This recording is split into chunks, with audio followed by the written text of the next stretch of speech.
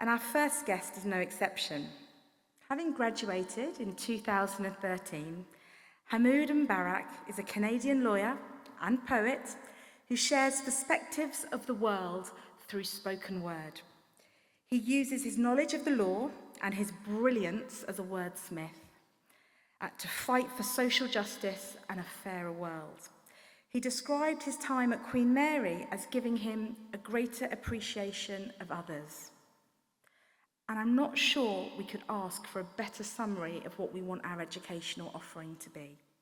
So it is my great pleasure tonight to introduce a really special performance from none other than Hamud Mbarak, also known as Pen Moodz.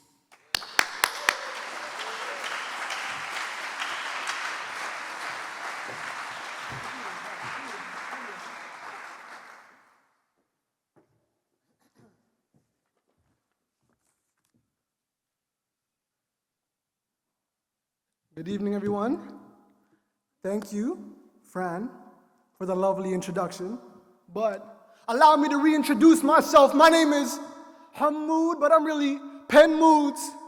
And I'll continue to pen moods for as long as my pen moves, until my pen proves that I'm really pen-proof.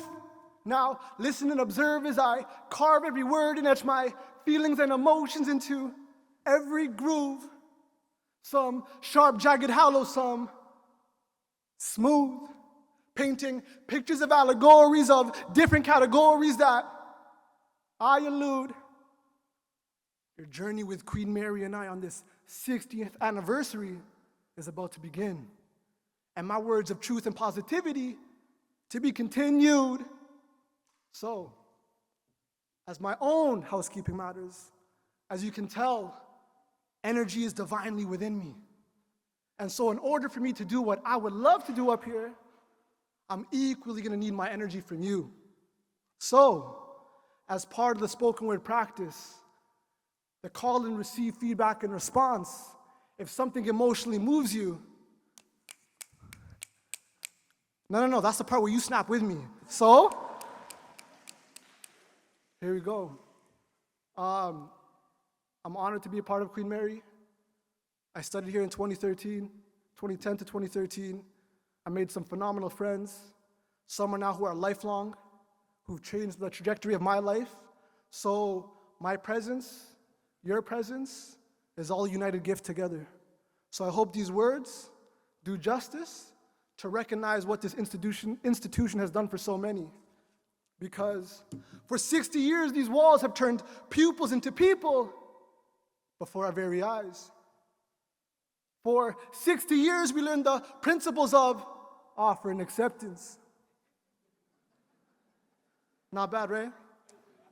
Our first introduction into contracts at the example of a peppercorn. And within these grounds is where we exercised our knowledge from theoretical to practical, whether at the farmer's market in front of Richard Fielden, to Bow Road Market, or the stalls lined up outside of Whitechapel, or my personal favorite, the magic and mastery of the life and tapestry of Brick Lane, where the spice of life is exacerbated by the excitement and imagination of the inquisitive legal mind, where the price is not what is presented, but what you are willing to offer in exchange. And it is with these lessons that I began to scale the ladder of life, climbing up the rungs. It wasn't until I found myself at the Sky Garden within the Shard, where my head grazed the tops of nimbus-formed clouds, which left me wondering, why? Why can't I go any higher?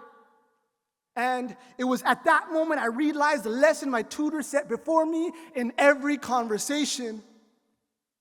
Whether Rosa Friedman, who showed us the importance of thinking beyond the parameters presented, or Professor Hines, who excavated the philosopher's stone from the crevices of our mind. Each gem of information presented to us to understand that personal growth isn't given, but tirelessly and relentlessly pursued. Which is why, in this pursuit of greatness for critical thinking, commercial fluidity, and legal sophistication, we, East London lawyers, were gifted a single tool far more valuable than any figurine to pass go with on our monopoly board of life. You see, this institution knew better than to gift us with a shovel to go deeper. Queen Mary, our fair lady, the monarch whose vision saw only a future for our band of misfits to truly rise, could only benefit from one item alone. That of the hammer to shatter glass ceilings, to question why, when we have reached the sky, can we not go further, go higher? We no longer question height, we question galaxies. We are legal astronomers who at their might are no longer set by the bounds of gravity. Because we float in space amongst the stars, and at an atmosphere so rigorously challenging that oxygen itself fights to exist. But our lungs hold the breath of eternity. So when we speak, the wind bellows in our name. We are children of Queen Mary. We sing her name where we go. We, together on this stage that we stand, recognize that our feet haven't touched the floor. We are floating. We are flying. And through this institution and alongside our distinguished peers, I make this statement. Oh, the places you will go. Oh, the places you will go. Oh, the places we will go. If you dare to wield the hammer to shatter the ceiling above, so that so many more will share the joy that we are so lucky to hold, so lucky to feel, so lucky to be. Boundless. Because here I stand, smiling in front of you, as we prepare to introduce the most respected leader of our legal land to the President of the UK Supreme Court. It's an honor, my lord.